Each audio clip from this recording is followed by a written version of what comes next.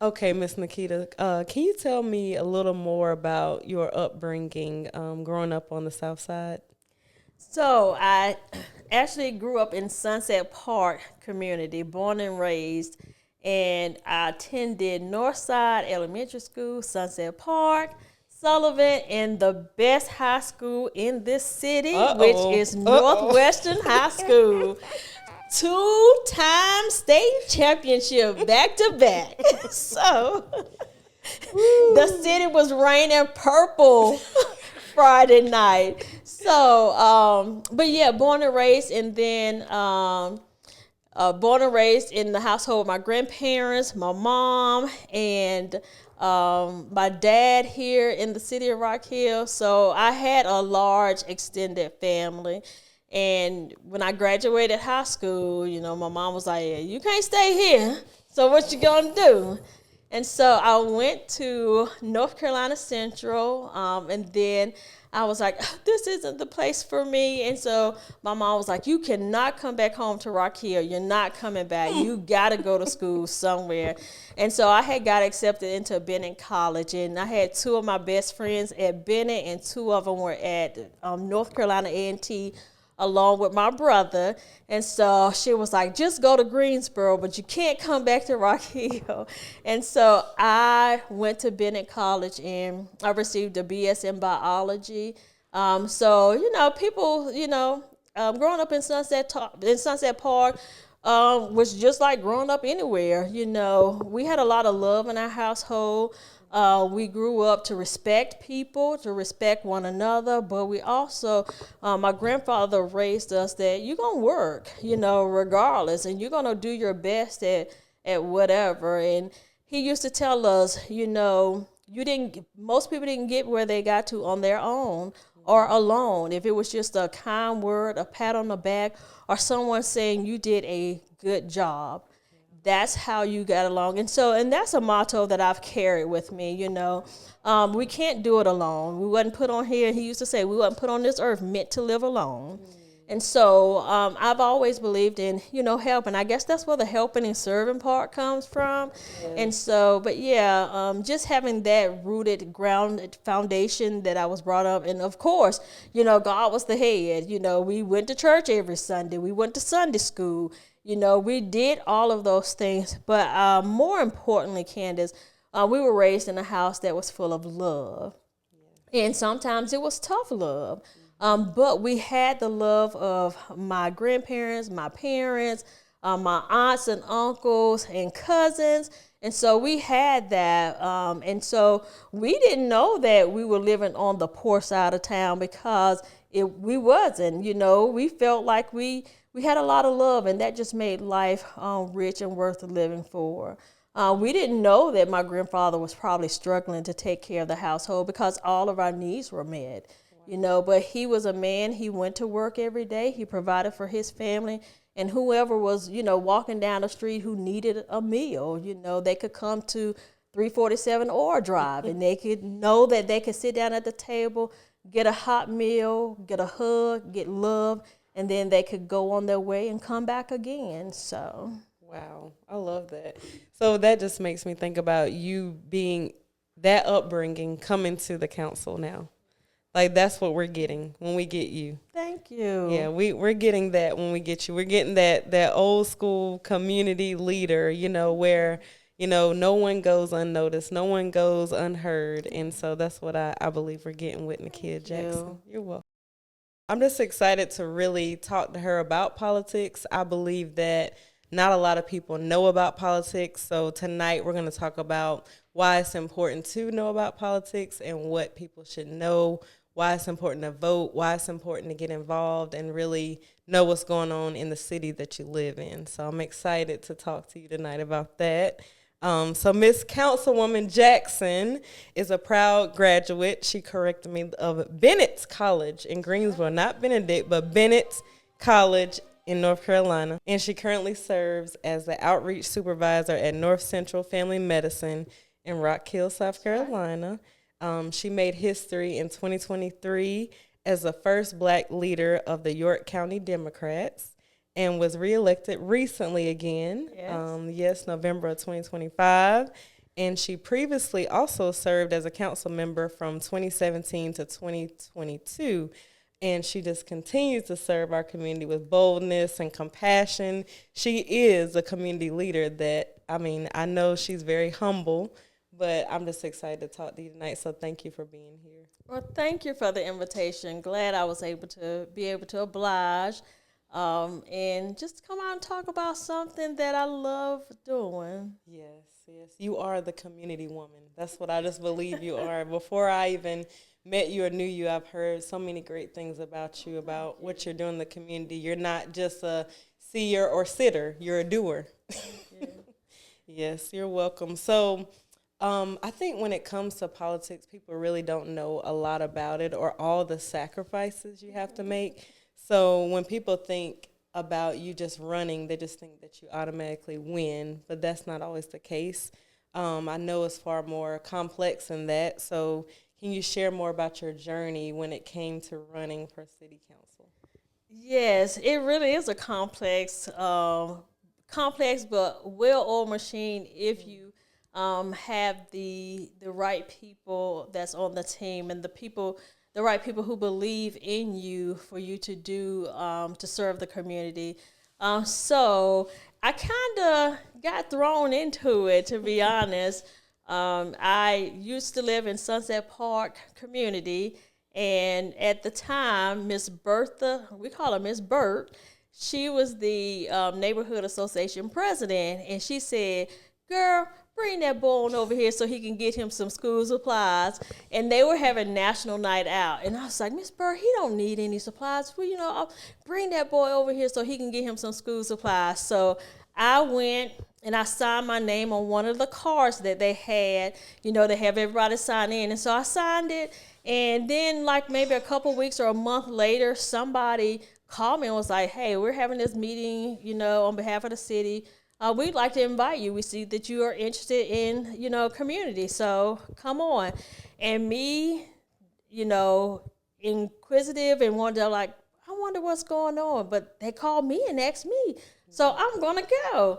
And I went, and I realized that, there were a lot of interesting things that was going on in my city that I didn't know about. And that was because I wasn't involved. And so that kind of, her pushing me to bring my son kind of nudged me to find out what was going on in my city right there. Yeah, that's a beautiful thing when someone sees that leader in you and knows that, okay, like you need to come out and serve and be a part of this. So can you clarify what it means to be a council member? And also, I think there's a difference between you being a council member and being a councilwoman. I know a lot of people don't know about politics, so I want to educate people tonight. Well, currently I am council member elect Nikita Jackson. I was elected in November 4th of 2025, and I don't officially take office until January of 2026. So I'm not officially on city council yet, but I've been elected to serve the people of Ward 5. And so when you actually have been sworn in, you take the actual office of being a council member after you have been sworn in. Gotcha. So, but you talked about what does it mean to be on when you want to, get into politics. It's a lot that incurs when you want to run for office. You have to figure out if this is really what I want to do. But the one thing that really helped me, Candace, was I was in the first graduating class of Congressman Jim Clyburn's political fellowship program. So it was a cohort that taught people in South Carolina how South Carolina government, public political office operated.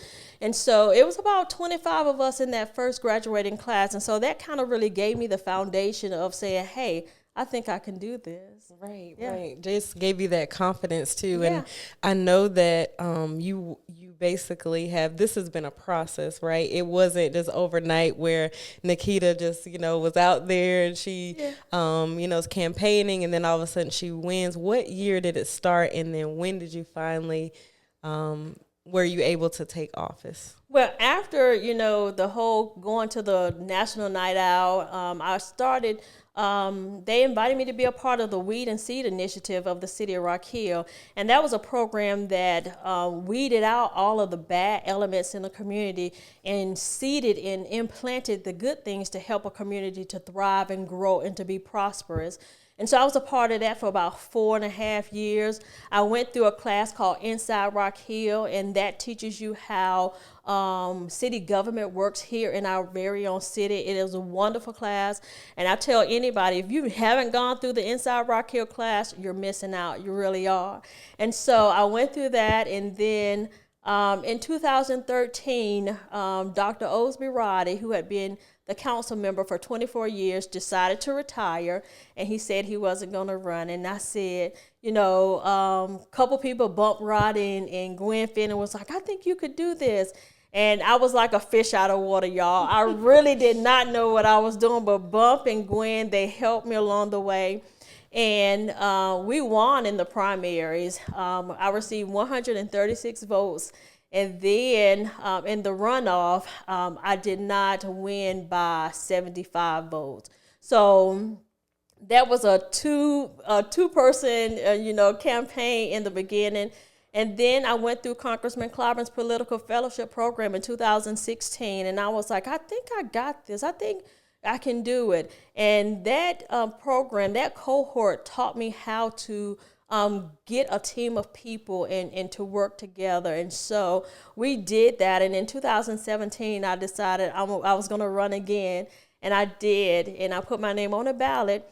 And the people of Ward 5 believed in me because during that time period, I received the most votes any city council member had ever received in the city of Rock Hill. So we in Ward 5 got a lot of, great things we need to be clapping about, because we did set, a tone then that, we will go out and vote. And we did. And then so I served from 2018 until 2022. And then in 2022, that was after COVID and all that good stuff. And, the world was kind of up in shambles. And then I ran again in 2022 and did not retain the seat. And during that time period, I had a couple of people was like, well, you didn't win, you lost. And I said, whoa, no, we got to change our verbiage. I didn't lose anything. I won so much, throughout that whole process. So I never felt like I lost anything.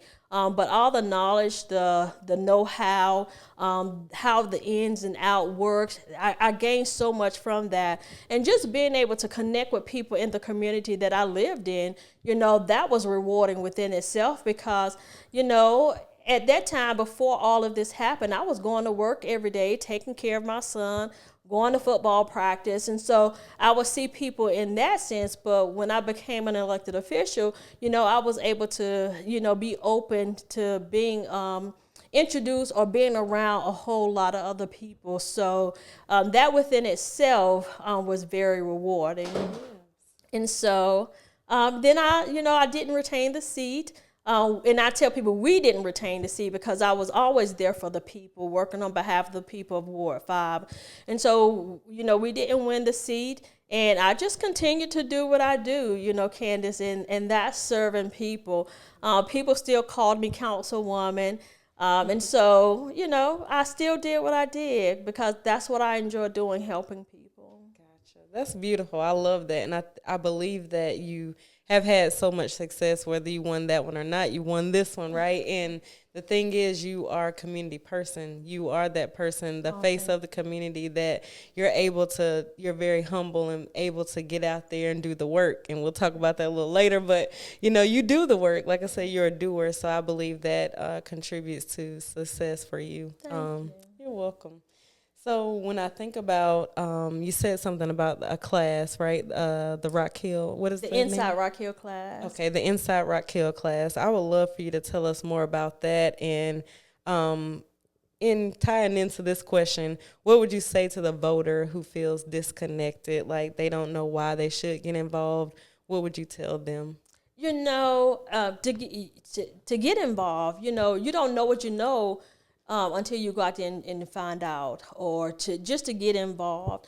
I didn't know a lot of things that was happening in the city of Rock Hill, but when I did, it started striking an interest in me, and it made me want to learn more, to figure out, and like, how did this work? Oh, this is why this happened, because of that.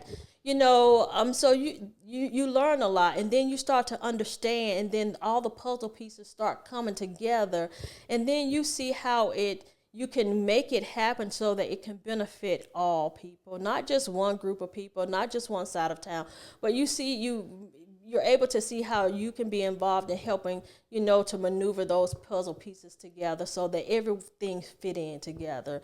And so taking the Inside Rock Hill class was wonderful, because you saw how the city of Rock Hill, how it was ran, how it was operated, and then a lot of those questions that you had, you were able to answer in those settings. But then you also got to see how the city operates on a 24-hour day basis, because you have the city part, and then you have the governmental side of the city of Rock Hill. So those are two, but they work together hand in hand with one another.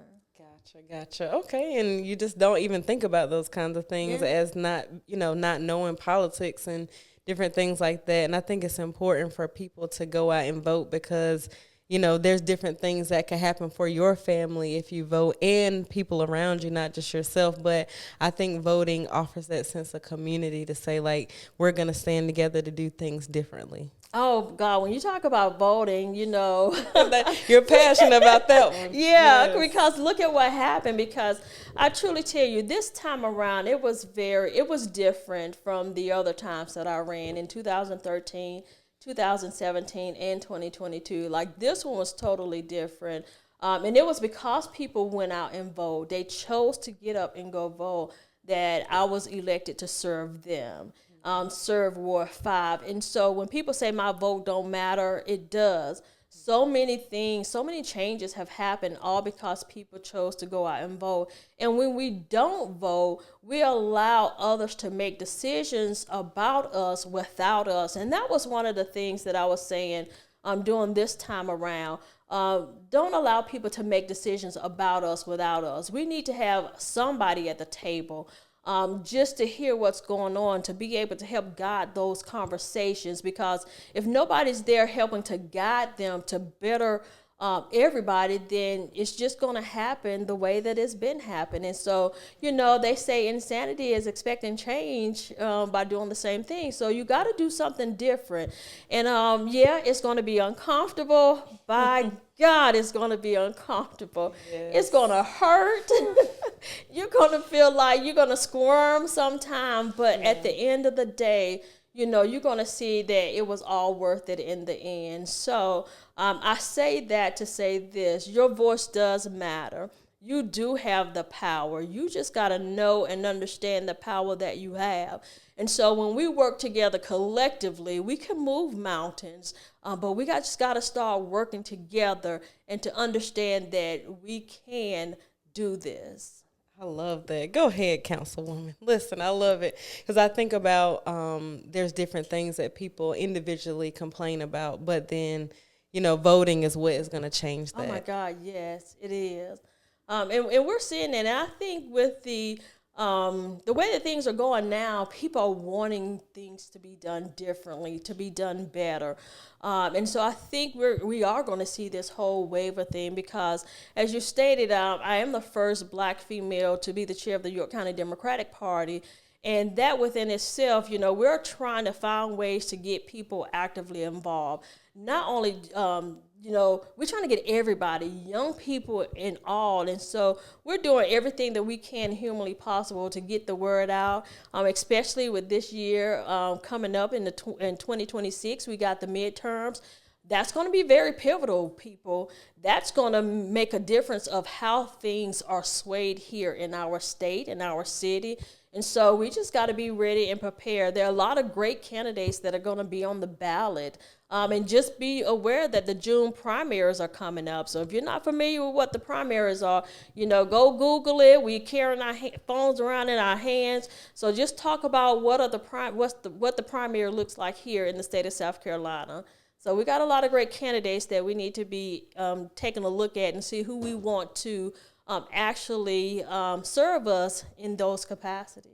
I love it. I love it. And I love that what you said about Googling it and making sure that, you know, we understand what's going on, because it's important as we continue to go on. And I think about just, you know, there's a lot of questions about the south side of Rock Hill. Now, I know you've been sworn in and you'll start in January. Can you offer some clarity on that, on what has been done and what will be done in the future when it comes to the south side? Well, when I was on city council before, and we started the Clinton Connection, you know, there was a group of us that came together. We talked about the South Side, how we wanted to see improvements, and so the Clinton Connection had got off the ground and got started. There were 8 points that we had that the community said that they wanted to focus in on, and so somehow or another, that vision died down, and we worked very hard, brought in people to come in to do studies and surveys. We did surveys in the community, and then it died down, and then the Clinton Connection kind of got changed. The name got changed to the South Side proposal, but the McGurr Auditorium was redone over in that time frame. There are a lot of, community revitalization projects that's getting ready to start happening on the south side of Rock Hill. But the one thing that I truly want to tell people is, if you want to see change, you got to be that change. And the changes that you want to see, you have to come out and start voicing them. Because, I am from the South Side. I grew up in Sunset Park, and I live in the Flint Hill community, but I don't know what they want, So there are going to be some opportunities to have people to come in, sit down, and voice your concerns. And so just as before, you got somebody who's willing to speak up and voice the concerns of the people of the community. But we have to start coming out collectively and making those concerns known, and we have to show up. Right. We have to show up. And so where can people find a way to tune into those opportunities to speak up? I tell people all the time, the city website, you can go on that and you can find out a lot of things that's going on in the city of Rock Hill through that. There's the local radio station that I listen to in the morning, WRHI. They have a lot of things that talk about a lot of things that's going on here in the city of Rock Hill. But, you can always go to every community in the city of Rock Hill has a neighborhood association or HOA. You can go to those meetings. They have a meeting once a month. And so you can go to those meetings and voice your concerns as well. But each elected official here in your city, you have access to. You can get their email, telephone numbers, call them and let them know how you feel. Because even though they may not represent Ward 5, regardless of what happens, they'll be taking a vote that's going to affect everybody in the city. So just because I serve Ward 5 doesn't mean someone in Ward 1, 2, 3, and 4 can't contact me and let me know their concerns. We're here to serve the whole community. And I guess you are in Ward 5, but that only is like one representation of the one particular area, but you guys work collectively together. That's right. Yeah. So in doing all this, still working full time on the council, what is your favorite thing to do for yourself? One of my favorite pastimes, which I haven't done it in a long time, but I love to swim. Most people don't know that about me. I tell people I was a mermaid in my former life. But I learned, and I'm going to tell you what, I learned to swim probably about 15, 20 years ago through the city of Rock Hill. They have a program where they teach people how to swim. And I've always wanted to learn how to swim. And so I did. I took a course and I learned, and then I didn't get it at first, but a friend girl and her husband, they lived in a house that had a pool, and every night that I would leave swim lessons with the city of Rock Hill, I would go to their house and get in the pool with the kids, and so the kids really helped me learn how to swim. And so that's one of my favorite, but I got to have on goggles. But I love to swim, and I just love relaxing. I really do. Yeah, that's good because you have to. I mean, being a community leader and doing all the things. I did listen to a previous interview of yours, and you were saying that somebody had called in when you were serving on council, and they were talking about a polluted area. And you said, okay, well, we're going to go and make it happen. We're going to, pull up our sleeves and go clean it up. So can you tell me a little more about that work? Because like I said, I believe you're a doer. Gosh, after 2006, 9, I started on a board called Keep York County Beautiful. It was a county board, and our goal was to educate the community and be litter free and use recyclable material. So yes, I'm a diehard. Let's recycle, stop littering, and so I was on that board for about 6 years, and did a lot of work with that group and met a lot of amazing people. And then Pastor C.T. Kirk, every now and again he would do a cleanup and I would help out with him and his group. And then Men on a Mission, that group got together. And so for a while we were going around to each community in the city of Rock Hill, cleaning up trash and picking up trash and beautifying the community. And so we saw a need. Those guys brought me on. We saw a need, and we are continuing to meet the need. And Men on a Mission is going strong today. Thanks to Mercy Curitan and Reverend Mike Burris and the rest of the board members for Men on a Mission, we're going strong. And so, like I say, when we see the need, we go out there and we meet the need of the community. And it's about more than just cleaning up the actual landscape, the physical part of it. When you come across people and interacting with people in the community, you don't know what impact that has on someone. And so it's more than just cleaning up a community. It's helping people clean up, themselves. Yeah, because you learn more about people in doing that work, right? And just, one thing at a time. So that's a beautiful thing. And as you go into serving, right, what can we look forward to from you? Transparency. You can, people say I'm too accessible, and, and that's what I'm here for, to help serve people.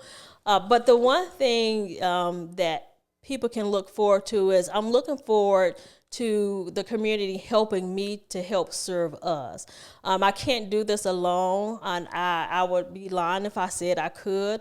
But I'm going to need the people, to come out and to back me and to voice their concern. And so, working together. One of my doctors over at North Central, one of his taglines that he liked to say is, many hands make light work. And so if we work together, we can get a lot of work done, but we have to be on the same page, have the same goal for the same reason. And we can do it, but we just got to come together and work together. I love that. So with that being said, how can we help you? What can we do as a community to help Councilwoman Nikita Jackson? Come out to city council meetings. Let me see your face sitting out there in the audience. And then, too, when you see those issues or concerns, pick up the phone and give me a call. I had a rule when I was on city council before. If I don't answer right then and there, I'll call you back within 24 to 48 hours. It worked for me then, and I'm going to stick to that same thing. So if I don't pick up, give me 24 to 48 hours to get back to you. But what's really going to help is, us working together. And so supporting us. Because I'm just the face and the body, but it's all about us. And so coming out to city council meetings, coming to things that the city has going on and seeing how it can benefit the whole community as a whole. I love that. And what nights are the city council meetings? City council meetings are on the second and fourth Mondays. And at 5:30, a lot of people don't know that 5:30 on the second Monday is the citizens hearing. That's your time to come up and talk to the city council members and say, hey, this is a concern I have. And trust and believe, when people come to that 5:30 to 6 o'clock hour and you let your concerns be known, somebody is listening. Yes. So don't discount that. Use that to your advantage. Use that to our community's advantage. So come out to the citizens hearing at 5:30 and let your voice be known. They would like for you to call and, put your name on the list so that you can get your spot. But yeah, come out to the city council meetings. I love that. Love that. I definitely am coming out to the city council meeting. I think that's a beautiful thing to allow the community to speak and voice what's going on for them and having spokespeople for the community, right? So what is it that I know that you said you want to work as a team, you want to work with people in the community. What is it that you want to see as a woman serving this time? Again, just people coming out. I do want to see us voice the concerns about the improvements that we want to see on the South Side, because again, don't make decisions about us without us. So let council know what you would like to see in your area, because if you allow council to make the decision, it may not be what the community wants, or it may not be what's necessary for the community. So coming out and being a part. I do plan on having some listening sessions, inviting the community out, just so that I can sit and hear and listen, and then start working towards devising a plan on what we would like to see. So, first thing first, we got to listen to the community. And I did hear what the community said, back 8 years ago. Times have changed, things have changed. But yeah, having some community listening sessions and having some of those improvements that are going to be some wins for us. Right. And I love that how you explain the city and the government, and knowing that you're just one person and that, it's up to the council, but being able to hear and you being the advocate for that. And I know that's a whole nother interview and breakdown of the city and the government. So when they do voice their concerns, as we come to a close, when they do voice their concerns, how can change begin to happen? Like, I know it's not just like they voice concern and it changes. Like, what processes it has to go through? And there's a process, but the beginning, initial stage is just voicing your concern, and then making sure that there's a viable plan to get your concerns off the ground. The city, a lot of people don't realize, the city has a strategic plan that goes 10, 15, 20, 30 years from today, so there are things that are projected to happen, in the future, and there are things that are being done to make those things happen. So we need to jump in so that we can see where we fit in that strategic plan for the city of Rock Hill, for the south side of Rock Hill, so that when we wake up the next morning, we don't realize that, hey, we're living in a place that we don't even know how we got here, and that's because we wasn't involved in the process. And so you got to be at the table. You got to understand, how government and city work together hand in hand in order to see things come to fruition. I will say this. I was taking my mom to the doctor about 2-3 weeks ago, right after Ward 5 elected me to serve again. And I was on the phone walking out of the doctor's office, and I held the door for a little old white lady, and I held it for her, and she looked at me, and I looked at her and smiled because I was on the phone. And when I got to the car and we got in, I was getting ready to hit the gas pedal to go, and she stopped right in front of me, and I was like, oh my God, I almost just hit this lady. And she motioned for me to roll down the window. And I tell you, Candace, after that, I literally sat there and I cried.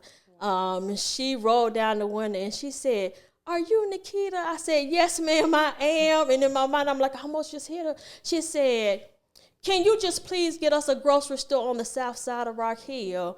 And I said, you know what? Really, God? Really? God, is really this what you're doing to me? And so that within itself was an awe-inspiring moment, because you never know who's watching you. You never know who presence you're going to be in.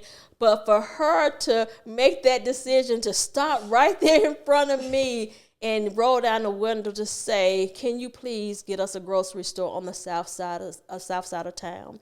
And so I say that to say to a lot of people, we don't understand the simplest little things that could mean the world to people. And so we have to always be aware of the moment and space and time that we're in. We never know who we can help or how we are helping someone. And for her to stop me in that moment and say, they just get us a grocery store on the south side of Rock Hill. Just imagine how many other people felt that way. But she was brave enough to stop in that moment to ask. And so I always tell people, you have not because you ask not. And so I always go and ask the Lord for everything that I have or everything that I need, because I know that he will supply all my needs.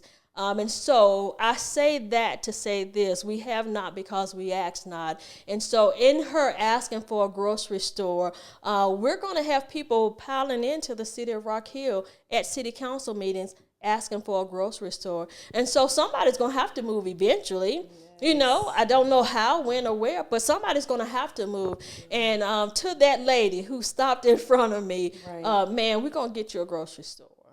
Yeah, I love it. I love it. That's beautiful. I mean, just thinking of that, like you said, it gives you chills just to know.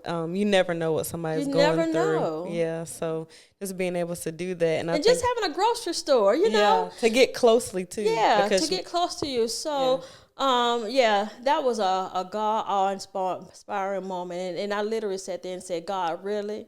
Is this how you're going to do this? Yeah. So it is an opportunity for us to get out and speak. And, even I think of so many different times of people speaking out, even the lights with cramming and all those things, just being able to speak out and make a difference. And so, but we can't stop though. Yeah, we can't stop with just one situation. We have to keep on going, because there are changes, and Rock Hill's a beautiful city. It's just that we have to keep on working together to make things happen. So it has been beautiful. Do you have any final words for us tonight? The final words is, I am truly grateful and honored for the opportunity to serve us. Whenever you see me, you see you, because I am of the community, from the community. I'm born and raised. And so anything that happens in the city of Rock Hill, it's because of us. It's because of what we want to happen. And we just really got to start showing up and letting our voice be heard. And, just standing bold in that. And so I just want people to know that, come out and support. I'm here. And let's just do this and let's see how things work. I love it. I love it. Thank you so much. It's been a pleasure interviewing you today on the call. And we have learned today a little more about politics. We've learned about the city. We've learned about how we can make our voices heard. And so let's go make a difference. Let's stay connected and let's get out there and do what we need to do. Thank you for watching another episode of The Call. Make sure you like and subscribe.